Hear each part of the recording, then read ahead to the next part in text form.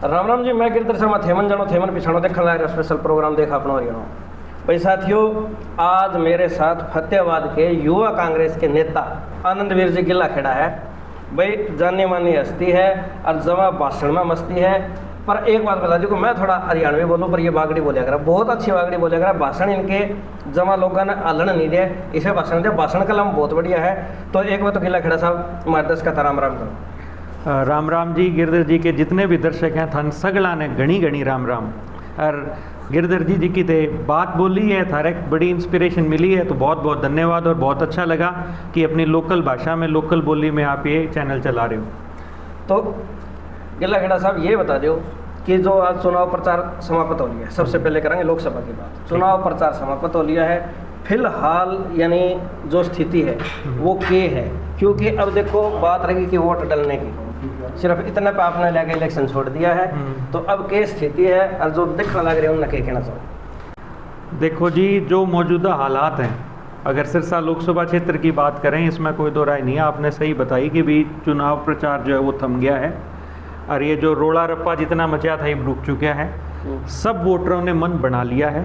आज आखिरी दिन में हमारा सौभाग्य था कि हमारे इलाके में, हमारे लोकसभा क्षेत्र में हम सबकी प्रिय नेता, बड़ी लोकप्रिय, बहुत ही हम्बल हमारी नेत्री प्रियंका गांधी जी आई और एक ज़बरदस्त रोड शो जो है सिरसा में देखने को मिला। और वहीं उसी की टक्कर में जो है आज एक बहुत ही फेल और फिसड्डी रोड शो हमारे प्रदेश के मुख्यमंत्री नायब सिंह सैनी जी ने फतेहाबाद में भी कराया, जिसमें मान लो पुलिस ज़्यादा थी, लोग कम थे, बल्कि शहर में हांडे थे और शहर के लोग अपने दुकाना तय बाहर नहीं निकले। सबसे बड़ी मतलब कि हैरानी की बात है कि मौजूदा मुख्यमंत्री आवे और लोग बाहर ना निकलें। और वहीं अगर जो दर्शक हैं आपके, अगर उन्होंने वीडियो देखे होंगे, समझा होगा, तो वो सरसा जो था वो सारा का सारा सड़कों पर आ रहा था। देखो तो आपने बात करी प्रियंका जी आई, रोड शो बढ़िया रहा। हाँ जी, ये इसकी भी आपने बताइए भाई, आप लोगों ने मेहनत करी। पर रिपोर्ट तो सैनी साहब के पास भी आपके रोड शो की पहुंची और उन्होंने कहा है कि उनका फ्लॉप रोड शो रहा है। उन्होंने अभी फतेहाबाद में ये वक्तव्य दिया है। सैनी साहब का दौरा जो रिपोर्ट गई है, मैंने पता नहीं उनके कौन से चहितों ने दी है। मैं सैनी साहब वाली रिपोर्ट और मेरी रिपोर्ट ना दर दो साइड में। जो सोशल मीडिया पर वीडियो चले हैं और आपने शूट करे होंगे, कोई जो उसमें भागीदारी लेने गए थे, जो बतौर एक दर्शक के तौर पर गए थे, उनकी फ़ोटोआँ उठा लो। और मौजूदा जो सैनी साहब में जितनी पुलिस थी, जितना अमली जाम, जितने आधे तो मन लगा है कि इलाके के सारे तो डोली कर लिए थे, भगवा कपड़े पहना दिए उनको, और उसके अलावा पुलिस वाले थे। मन तो खाकी दिखे थी और वो दिखे थे एक आम जनमानस आपकी तरह, मेरी तरह कपड़े वाले, तो मन दिखा ही बहुत कम उसमें। तो मेरी ना मानो और सैनी साहब की ना मानो, अपने दर्शकों से रिक्वेस्ट करो भाई, तुम सारे जाके ना जो वीडियो हैं, जो फोटो हैं, प्रियंका गांधी जी की हाजिरी भी देख लियो और सैनी साहब की भी देख लियो। और उस टाइम बहुत बढ़िया जो है गिरधर जी, उस टाइम बढ़िया निचोड़ निकाल देगी ये 4 तारीख। उसमें जो हाजिरी जो है, जितने भी आए हैं वो हाजिरी तो परसों जो है वो ईवीएम में डल जाएगी और 4 जून ने जो है वो परिणाम में निकल जाएगी। अब ये बता दो कि तैयारी किसी की रही और किसा का जोर आया आपने जो लोकसभा चुनाव का जो कैंपेन आपने चलाया है इसमें? देखो जी, ये जो चुनाव था, इस चुनाव प्रचार से पहले जो हमने चर्चाएं करी थी, जो लोगों के पास जाके हमने जो एक भारत जोड़ो यात्रा से, ये कोई चुनाव प्रचार महीने या 2 महीने का नहीं था। कांग्रेस पार्टी का चुनाव प्रचार बीते 2 वर्षों से, मैं कहूँगा चल रहा था, 1.5 से 2 वर्षों से। और ख़ास तौर पर जैसे ही भारत जोड़ो यात्रा की शुरुआत राहुल गांधी जी ने कन्याकुमारी से जिस दिन करी और वो कश्मीर तक गई और उसके बाद में मणिपुर से लेके मुंबई तक गई, इन 2 चरणों में भारत जोड़ो की यात्रा ने एक लोगों के साथ एक सीधा संवाद स्थापित करा और उनको सोचने पे मजबूर कर दिया कि आने वाले इलेक्शन में, जिस मौजूदा इलेक्शन में आज हम खड़े हैं, इसमें मुद्दे क्या होंगे, लोगों के मुद्दे। आज ये चुनाव ना रह के एक जन आंदोलन बन गया। एक आम जनमानस, एक आम वोटर इस चुनाव को अपना, आनंदवीर ने कोई लड़ाई नहीं लड़ी, आनंदवीर ने केवल मोबिलाइज किया है। कांग्रेस के नेताओं को कोई लड़ाई नहीं लड़नी पड़ी, हमने केवल एक विचार लोगों के दिमाग में, कार्यकर्ता को लड़नी पड़ रही है। बीजेपी के जो जुड़े लोग हैं वो ये कहते हैं कि कांग्रेस को वोट दे तो क्यों दें।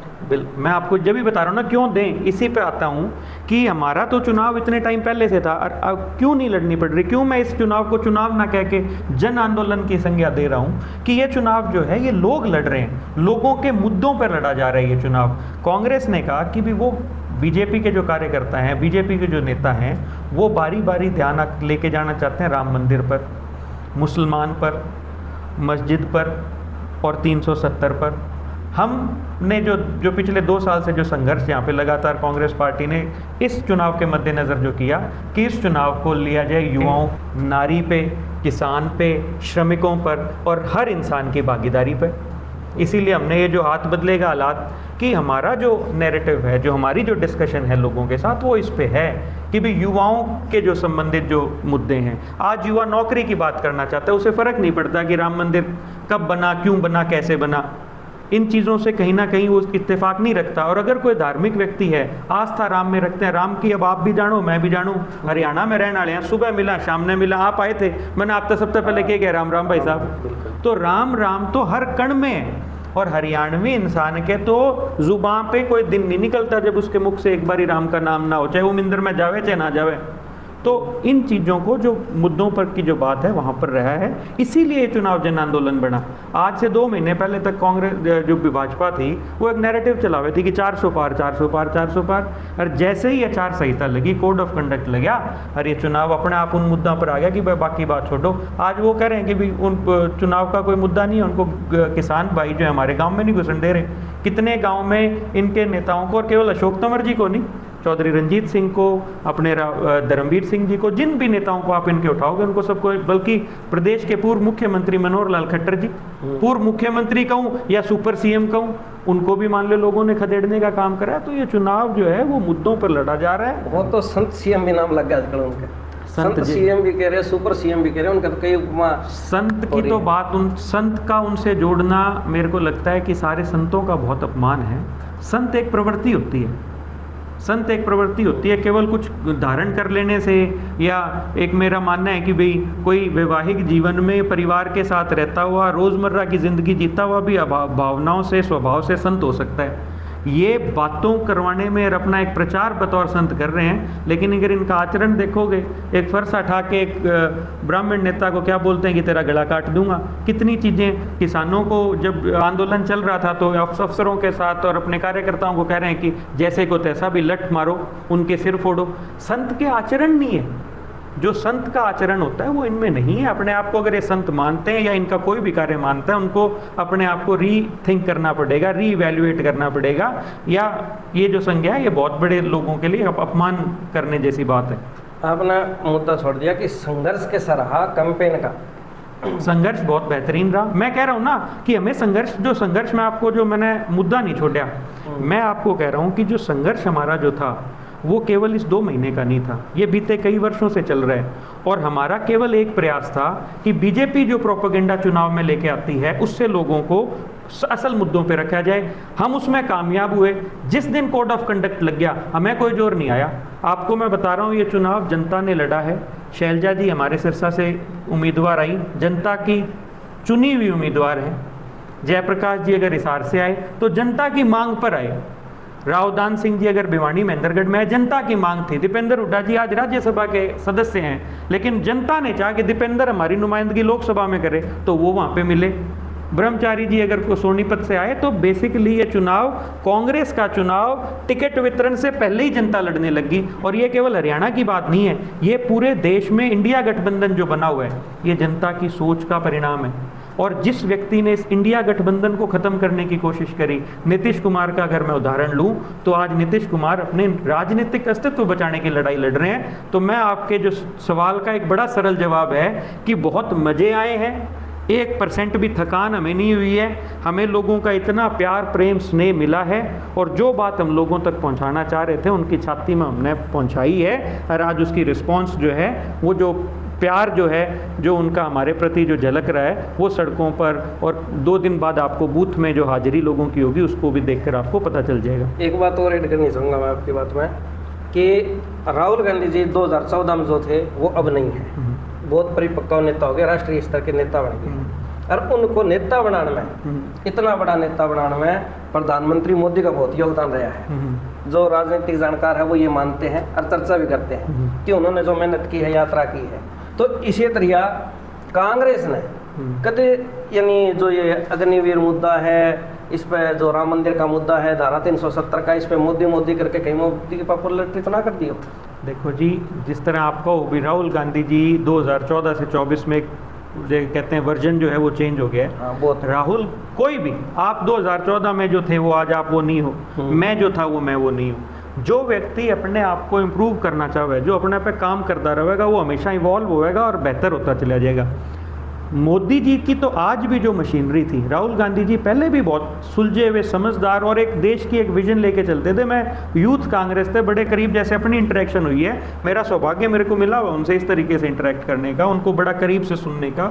और मैं हमेशा जो लोग उनसे कभी नहीं मिले हुए थे, जो उस प्रोपोगेंडा के चक्कर में आ गए थे भी राहुल गांधी को तो कुछ पता ही नहीं है, उनको मैं बताता था कि इस व्यक्ति की जो नीयत है वो देश के प्रति, हम सब के प्रति बहुत ज़्यादा क्लियर है। हमारी लीडरशिप को उभारना चाहते हैं, यंग लीडर्स को लाना चाहते हैं, इंस्पायर करते हैं। लेकिन एक ऐसा प्रचार जो है पूरे देश में चलाया गया, खरबों रुपए उन पर लगाए गए, उनकी इमेज को जो है ख़त्म करने का, टार्निश करने की कोशिश करेगी।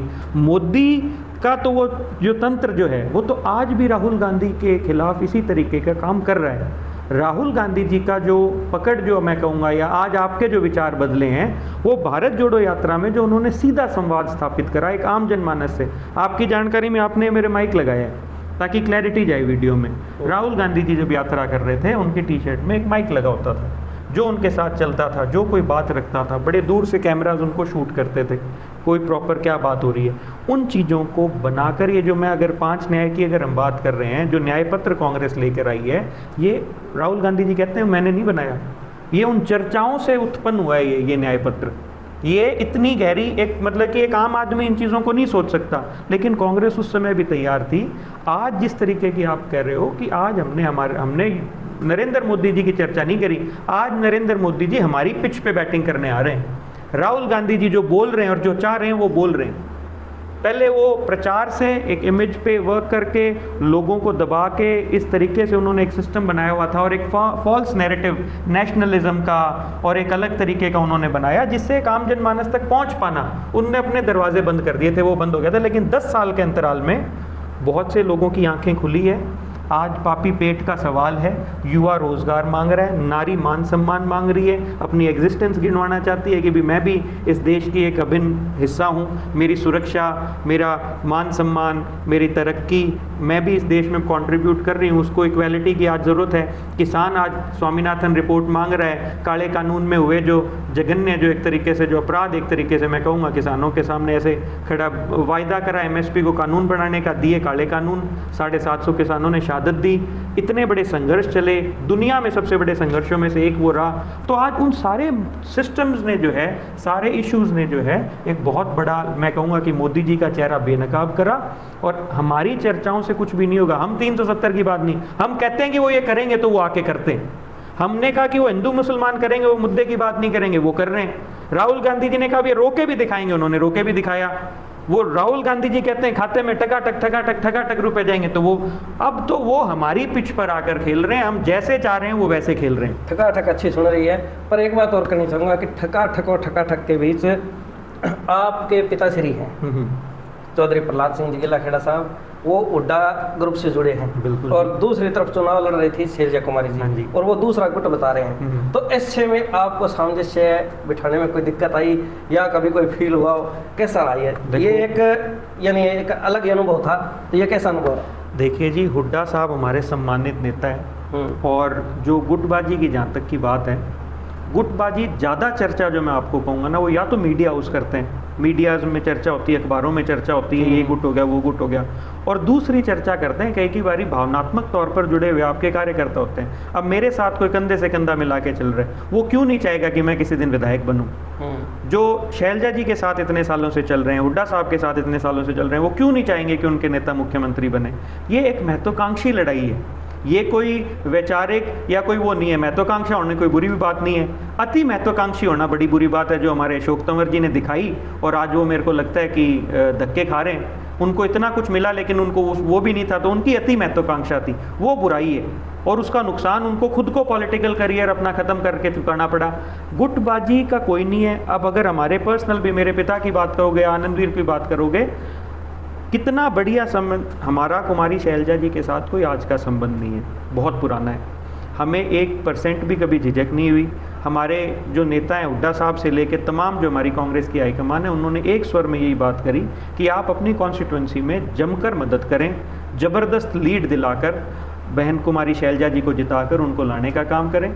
और हमारे लिए ये चुनाव, मैंने हर भाषण में ये बात करी है, ये चुनाव प्रहलाद सिंह गिलाखेड़ा जी की महत्वाकांक्षा या बलवान सिंह दौलतपुरिया जी की महत्वाकांक्षा या कुमारी शैलजा जी की महत्वाकांक्षा या चौधरी भूपेंद्र सिंह हुड्डा जी की महत्वाकांक्षाओं से कहीं बड़ा है। ये देश के संविधान को बचाने का चुनाव है, ये देश के एक वोट का अधिकार कायम रह पाए, ये उसकी लड़ाई है। ये बड़ी छोटी लड़ाई नहीं थी, ये बहुत बड़ी लड़ाई थी। और इसमें हर किसी ने, मेरे को लगता है, अपने पर्सनल जो इश्यूज़ हैं उनको दबाया है, छोड़ा है, भूला है। और बड़े बनकर, जिस तरीके से कांग्रेस की अगर मैं आपको बात करूं तो कांग्रेस ने आज तक 400 सीटों से कम कभी चुनाव नहीं लड़ा। जब से लोकसभा के चुनाव कांग्रेस लड़ रही है, पहली बारी उन्होंने कम सीटों पर चुनाव लड़ा है। अपने अलायंस के जो इंडिया अलायंस के जो पार्टनर्स हैं उनको बराबर मान सम्मान देने की कोशिश करी है। बात इंक्लूजन की करी गई है कि सबको एक सामंजस्य से बैठाया जाए। आज कांग्रेस के अंदर जितने भी नेता, आप कभी सोचा नहीं होगा आपने कि कांग्रेस 10 सीटों में 1 सीट आम आदमी पार्टी के लिए छोड़ेगी।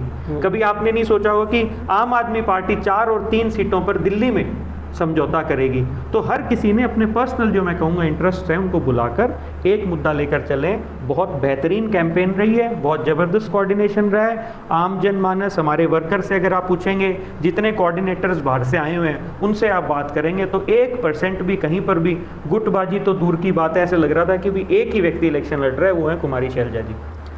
वैसे पार्टियां तो और भी है, जननायक जनता पार्टी भी मैदान में है और इनेलो भी मैदान में है, इसके अलावा निर्दलीय भी है और जिक्र हमेशा भाजपा का आता है। तो जो एरिया है उसमें जैसे एलनाबाद का एरिया है वो अभय चौटाला जी को पसंद करता है, वहाँ से विधायक है, या जैसे जेजेपी के जो वोट है वो इनेलो को जाएंगे, ये लोग मानते हैं, जिक्र करते हैं। तो ऐसे में जो आपने यात्राएं की है, इधर उधर गए हो लोकसभा में पूरी में, तो आपको क्या रुझान लगा लोगों का?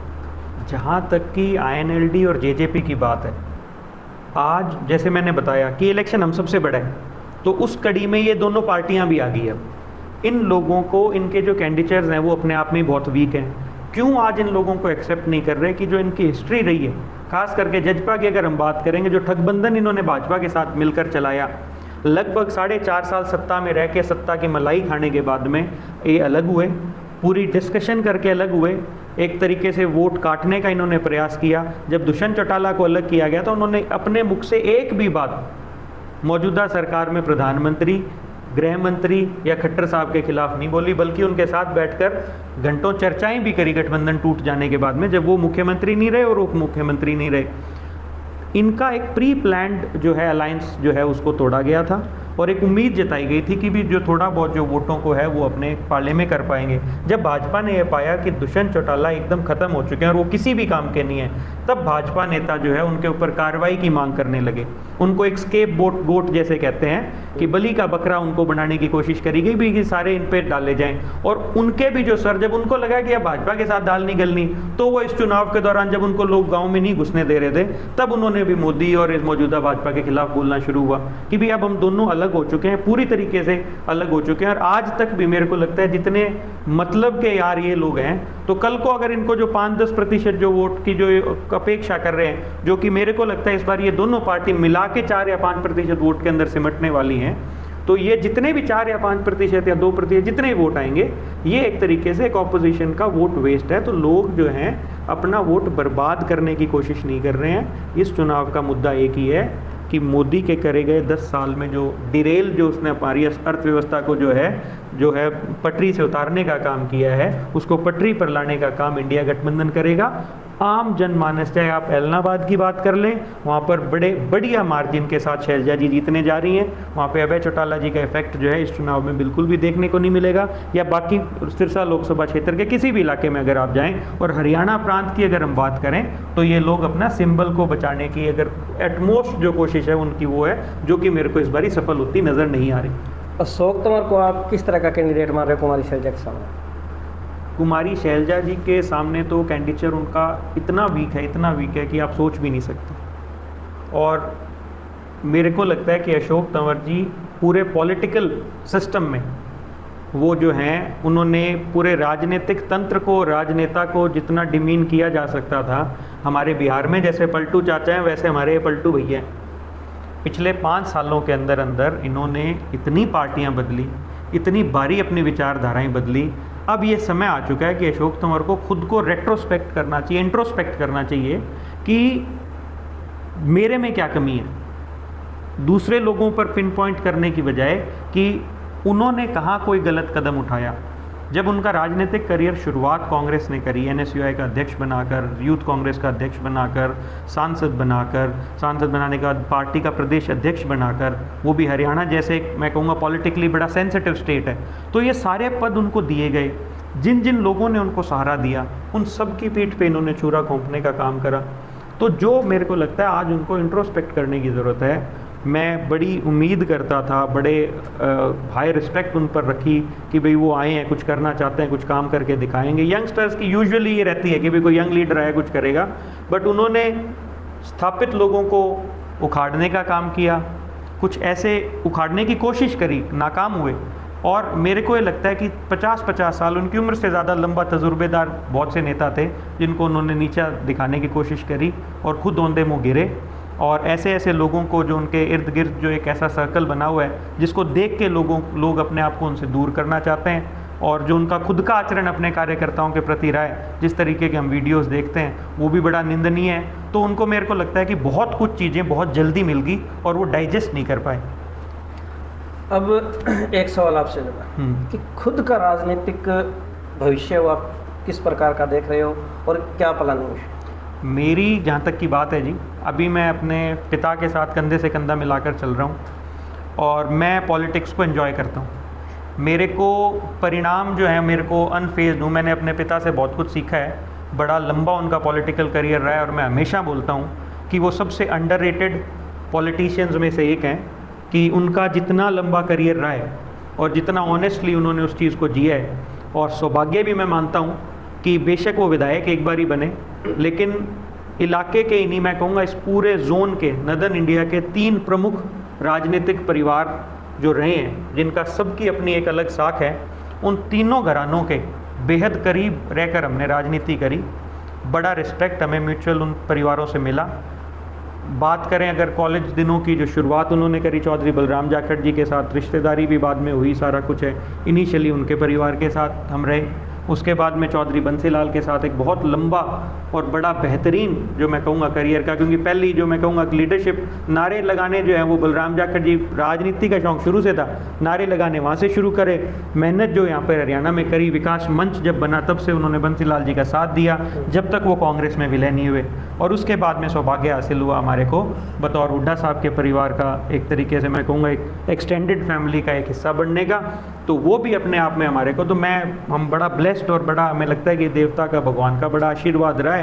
और इतनी लंबी जर्नी में बेशक हम एक बार ही विधायक बने हैं, सफ़र जो है वो बड़ा बेहतरीन रहा है। और मैं यही देखता हूँ कि मेरे को इस जर्नी को एंजॉय करना है, लोगों से मिलना है, लोगों से संवाद करने हैं, लोगों के लिए समाधान ढूंढने हैं, और इस पब्लिक सर्विस में काम बढ़ते हुए पूरे इस सफ़र को अच्छे डायरेक्शन में, जो पद चिन्ह जो मेरे पिता के पद चिन्हों पर चलते हुए, एक अच्छे ठोस व्यक्तित्व के साथ में, मजबूत इरादों के साथ में, ईमानदारी के साथ में, सबसे ज़्यादा ईमानदारी अपने लोगों के प्रति रखते हुए, अपने नेताओं के प्रति रखते हुए, बिना कोई टाइम से, जैसे कहते हैं ना कि भी वक्त माड़ा आ गया तो छोड़ गए, तो बिना इन सारी चीज़ों को कभी हमारे ना तो पहले फ़र्क पड़ा ना आज पड़ा। हम उन लोगों में से है कि 5 साल कांग्रेस नहीं आएगी तो भी हम उतने ही मस्त हैं, 10 साल नहीं आएगी तो भी उतने ही मस्त हैं, हमें छोड़ने की ज़रूरत ही नहीं है। हम जहाँ हैं वहाँ खुश हैं, हमारी विचारधारा बड़ी अटल है और हम उस सफ़र को पूरा एंजॉय कर रहे हैं। परिणाम जो है उनके लिए हमारे को कोई बॉदर नहीं करेंगे।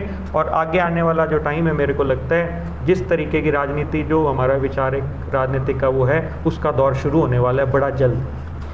हमारी वीडियो दर्शकों तक जाएगी तब तक प्रचार बिल्कुल बंद होगा। और दूसरा, दर्शक अपना जो मन है वो बना चुके हैं, आपकी बातें सुनिए, नेताओं की बातें सुनिए, अलग अलग सभी आए हैं, पर आप उनसे क्या कहना चाहेंगे? वोट डालने की अपील करते हुए आप अपना जो मुख्य संदेश है वो एक बार हमारे दर्शकों को दे दीजिए। नमस्कार सारे व्यूअर्स को। सबसे पहले मैं आप सबसे यही अनुरोध करना चाहता हूं कि आने वाली 25 तारीख को एक कीमती वोट जो है कांग्रेस और इंडिया गठबंधन के सभी उम्मीदवारों को ज़बरदस्त तरीके से उनका समर्थन करते हुए दें। ये वोट आपके लिए बेहद ज़रूरी है। आम चुनाव की तरह ये आम ना रह के बेहद ही खास चुनाव है। आप लोगों से इस चुनाव की अहमियत समझते हुए आपसे अनुरोध करते हैं कि आप ज़्यादा से ज़्यादा घर से निकलें, ज़्यादा से ज़्यादा वोट पोल करें, क्योंकि हो सकता है कि इस चुनाव के परिणामों के बाद में अगर आपने इस बारी जो सूद खो दी और इस बारी अगर आप गलती कर बैठे तो अगली बारी खुद का ही वोट वापस से कास्ट करने के लिए हमारे आने वाली पीढ़ियों को बड़ा संघर्ष करना पड़ सकता है, बड़ी लड़ाइयाँ लड़नी पड़ सकती है, क्योंकि जो मौजूदा हालात इस देश के हैं, लोकतंत्र को लगातार कमज़ोर किया जा रहा है, बनी हुई सरकारों को तोड़ा जा रहा है। अब केवल एकमात्र जो मैं कहूँगा आज हमारे पास अगर कोई हथियार है तो वो आपके जो वोट का अधिकार है वो इस देश को डूबने से, ख़त्म होने से बचा सकता है। नहीं तो लोकतंत्र के जो मुख्यतः हम जो 4 स्तंभ बोलते हैं, चाहे उसमें पॉलिटिक्स है तो वो कॉम्प्रोमाइज़ करी जा रही है, नेताओं को खरीद के तोड़ा जाता है, जुडिशरी है तो उन पे जबरन अधिकार जमाए जा रहे हैं, ब्यूरोक्रेसी किस तरीके से अफसरशाही को हावी करते हुए किस तरीके से ईडी, सीबीआई, आईटी जैसे छापे मारकर उसको कमज़ोर किया गया है, और चौथा स्तंभ कहे जाने वाला मीडिया का जो रोल है वो भी बड़ा संदिग्ध होता चला जा रहा है। किस तरीके से वो जो रेलेवेंट आपकी ज़िंदगी के जो डायरेक्ट अफेक्ट करने वाले इश्यूज़ हैं उनको बुलाकर केवल और केवल एक पार्टी का प्रोपेगेंडा चलाने का काम कर रहे हैं। तो केवल और केवल जो है मैं समझता हूँ आप लोगों का दायित्व इस बारी बनता है कि आप वोट करें, कांग्रेस और इंडिया गठबंधन के तमाम उम्मीदवारों को ज़्यादा से ज़्यादा मतों से जिताएं। आपका बहुत बहुत धन्यवाद। जय हिंद। तो साथियों, आपने सुने आनंदवीर गिल्लाखेड़ा जी के विचार।